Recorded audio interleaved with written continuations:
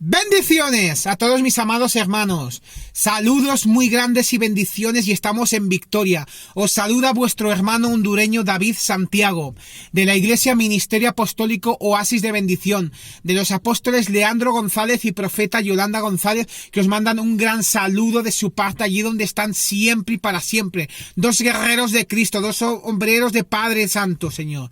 Situada esa iglesia en la calle Periodista Badía número 21 de la localidad valenciana de Foyos, Valencia, aquí en España, declarando una palabra profética, una palabra de poder, que España es una tierra bendita, una tierra de Dios, declarando poder, declarando palabra allí donde estemos, Padre Santo.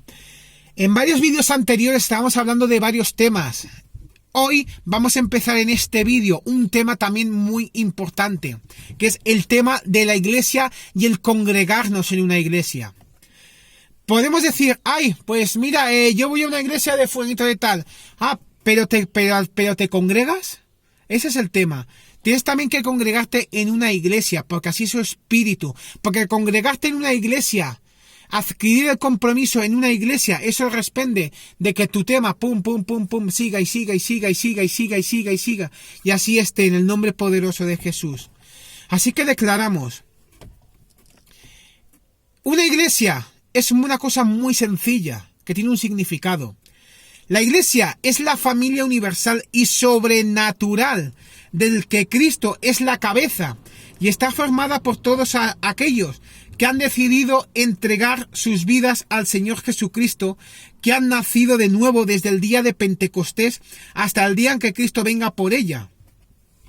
La iglesia, así es la familia, una familia universal, sobrenatural, todos unidos, de que Cristo es la cabeza y nosotros, la iglesia, somos el cuerpo, o mejor dicho, su iglesia, sus miembros, todos nosotros somos la novia y somos el novio y estamos esperando a la novia, que es Cristo, que venga por nosotros. Pues así es. La iglesia también es vista como un cuerpo. Muy fácil. La dice en Primera de Corintios, capítulo 12, versículo 27. Vosotros, pues, sois el cuerpo de Cristo y miembros cada uno en particular. Así es. Cristo es la cabeza y nosotros somos su pueblo, su iglesia, somos el cuerpo. La iglesia está compuesta por creyentes, los cuales todos poseen el Espíritu Santo. Dice en Primera de Corintios, capítulo 12, versículo 13, porque por un solo espíritu, fuimos todos bautizados en un cuerpo, sean judíos, griegos, latinos, americanos, asiáticos, da igual, sean esclavos o libres, y a todos se nos dio beber de un mismo espíritu, que es el Espíritu Santo de Dios. Nosotros nos podemos preguntar, vale, sí, es una iglesia, un mismo espíritu, una iglesia unida, un único cuerpo, un único sobrenatural, pero ¿para qué existe la iglesia? Yo no me lo invento, la iglesia existe para un propósito, para un fin, y ese fin es muy fácil y está en su Santa Escritura. Lo dice en Efesios capítulo 1, versículo 12, a fin de que seamos para la alabanza de su gloria. Nosotros lo que primeramente esperábamos en Cristo. Así es. Cuando hablamos de iglesia, lo podemos hacer desde dos perspectivas muy diferentes. Podemos hacerlo desde una perspectiva universal y una perspectiva universal. Universalmente son todos los creyentes en el Señor Jesucristo de todas las naciones y lenguas. Y también lo podemos ver de una perspectiva local, como el grupo de creyentes de una localidad en particular. Así es. Lo podemos ver de dos perspectivas diferentes. Digamos, desde una perspectiva local, digamos, los creyentes de una iglesia en concreto, de una localidad, de un pueblo, de una iglesia, o bien de una perspectiva universal, ver en todo el universo, en todo el mundo, cuántos creyentes, esa iglesia de Cristo, cuántos son. Para ver la iglesia universal, esa perspectiva, tenemos que irnos a Lucas capítulo 8, versículo 21.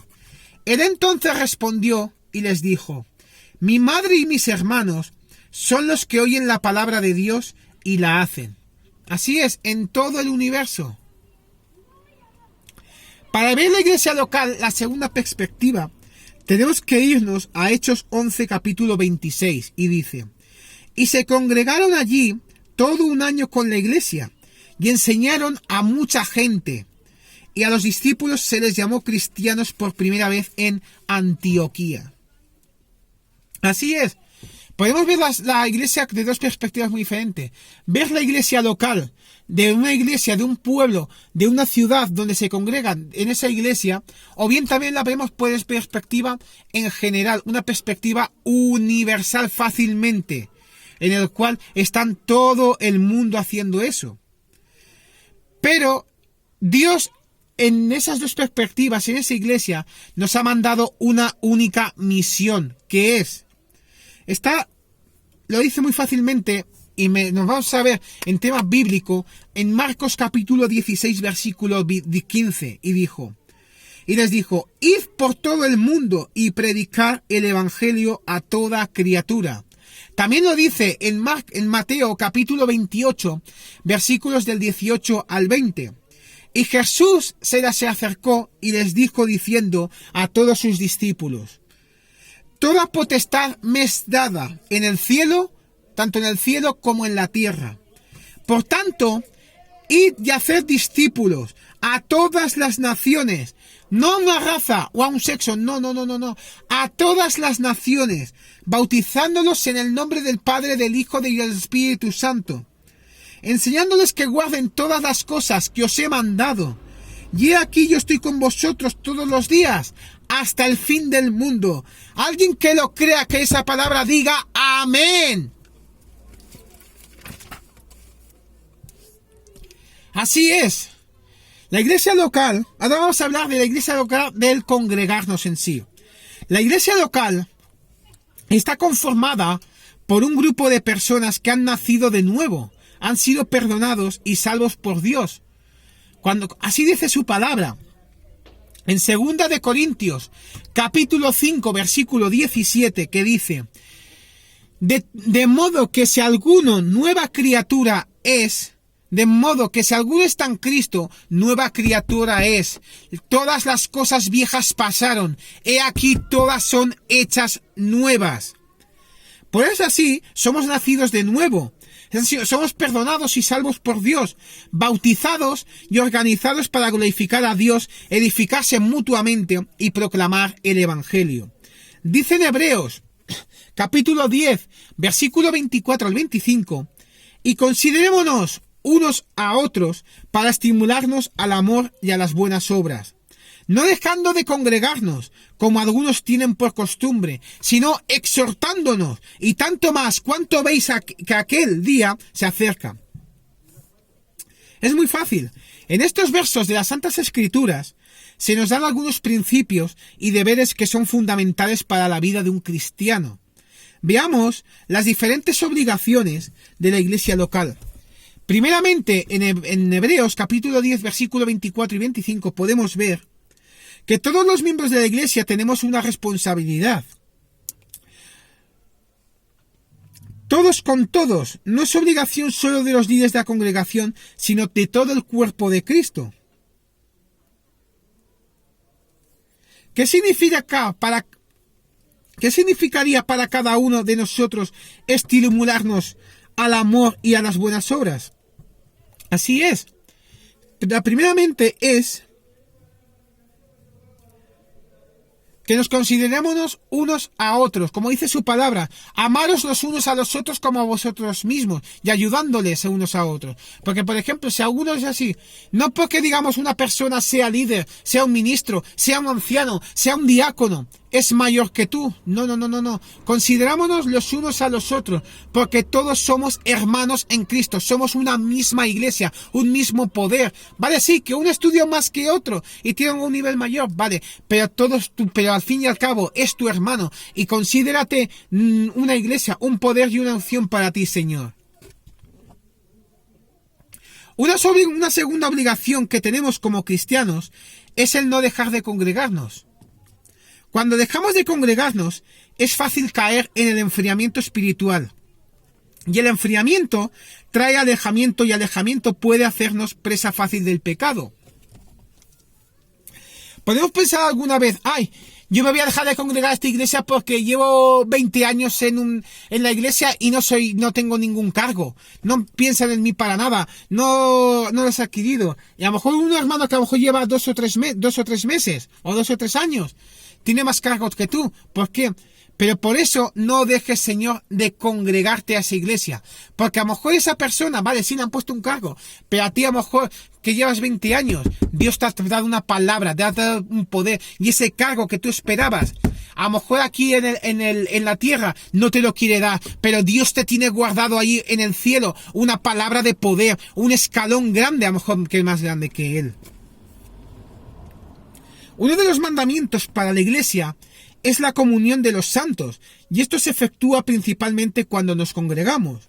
Dice en Hechos capítulo 2, versículo 42, y perseveraban en la doctrina de los apóstoles, en la comunión unos con otros, en el partimiento del pan y en las oraciones. Así es. Hay que perseverar, no dejar de congregarnos a la iglesia. Tener comunión íntima con Dios, tener oración con Cristo, porque así es su palabra. Y también tomar la Santa Comunión, la Santa Cena, unos con otros, el pan de vida, el vino. Veamos, hay unos éxitos también, cómo se desenvolvía la iglesia primitiva. 4 puntos muy fundamentales y poderosos. Perseveraban en la doctrina de los apóstoles. Así es. Perseveraban en la doctrina de los apóstoles. Así es su palabra. En la comunión también estaban unos con otros, en el partimiento del pan y en las oraciones. Así hemos hablado de su palabra antes. Cuando tú perseveras y te congregas a una iglesia y entras cargos y responsabilidades, adquieres también unos compromisos. Esos compromisos con la iglesia son muy fáciles. Cuando formamos, hemos sido justificados y perdonados por la sangre de Cristo. Pasó a ser parte del cuerpo de Cristo. Y como miembros del cuerpo de Cristo, tenemos un compromiso con ella. Cuando adquirimos nosotros un compromiso, una responsabilidad en la iglesia, así tenemos que adquirir responsabilidad, tenemos que congregarnos, tenemos que ser de tu palabra. Dice en 1 Corintios, capítulo 12, versículo 4, ahora bien, hay diversidad de dones, pero el Espíritu es el mismo. Por ejemplo, a algunos les ha dado el don de predicar, a otros les ha dado el don de cantar, a otros ha dado el don de danzar, pero no todos, pero a cada uno les ha puesto un don. Pero siempre el Espíritu Santo es el mismo, ya sea que el don de predicar, ya sea el don de danzar, ya sea el don de tocar un instrumento, pero el Espíritu Santo es el mismo en ti, en mí y en todos. Hay diversidad de ministerios, pero el Señor es el mismo. Y hay diversidad de operaciones, pero Dios, que hace todas las cosas en todos, es el mismo. Pero a cada uno les es dada la manifestación del Espíritu para provecho. Ya sean los ministerios que tú tengas, los ministerios que haya en la iglesia, ya sean las iglesias que haya un montón, pero el Espíritu Santo, Dios es el mismo, aquí, en Follos, en Valencia, en Cuenca, en Madrid, en España, en Honduras, en Ecuador, en Venezuela, en Guatemala, en Nicaragua. Dios es el mismo en todas las naciones del mundo. Dice en 1 Corintios, capítulo 14, versículo 12, así también vosotros, pues que anheláis dones espirituales, procurad abundar en ellos para edificación de la iglesia. Así es. Vosotros que anheláis dones, siempre abundar en ellos. Y si alguna vez les ha dado el don en vosotros, siempre procurar avanzarlos, siempre procurar abundarlos en ellos, en el nombre poderoso de Jesús. Dice en 1 de Pedro, capítulo 4, versículo 10, cada uno según el don que ha recibido, ministrelo a los otros, como buenos administradores de la multiforme gracia de Dios. Así es. Pero ¿cómo puedo yo, que tengo, por ejemplo, un don de Dios, de servir a mi iglesia local? Es muy fácil. Lo dice en Gálatas y lo tiene en 3 versículos muy diferentes.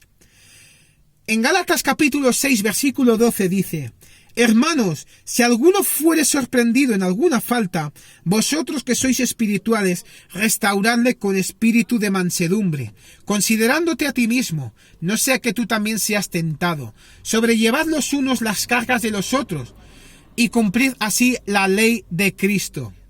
Dice en Gálatas capítulo 6, versículo 10, así que, según tengamos oportunidad, hagamos bien a todos y mayormente a los de la familia de la fe.